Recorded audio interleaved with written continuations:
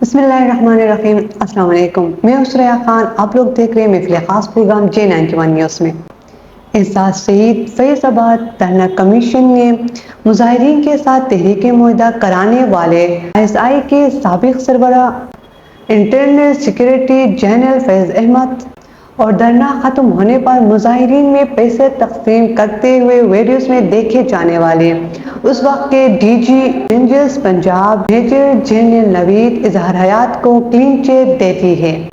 Commission نے کہا ہے کہ فیض احمد کو سیکورٹی اسٹیبلشمنٹ کی طرف سے مصلحت کار کے طور پر معاہدے دستخط کرنا تھا، کیونکہ اس کے پاس اس وقت کے ISI چیف اور آرمی چیف کی اجازت موجود تھی۔ کمیشن نے دھرنے کی ذمہ داری اس وقت کے پنجاب میں شہباز شریف حکومت پر عائد کی تھی، تاہم شہباز شریف کا نام لینے سے گریز کیا گیا تھا۔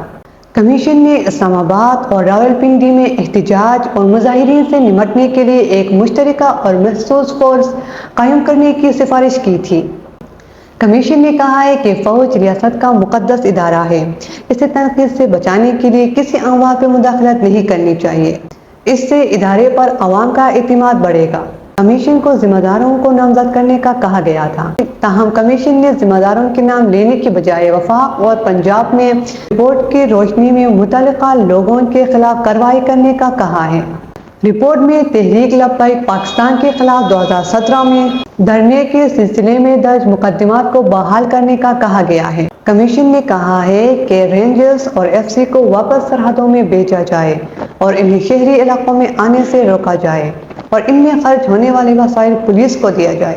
کمیشن نے کہا ہے کہ فیڈرل حکومت میں وفاقی سیکریٹری اور وفاقی وزیر کو بھی مالی اور انتظامی اختیار دیا جائے۔ وفاق میں چیف کمشنر کو خود مختار کیا جائے۔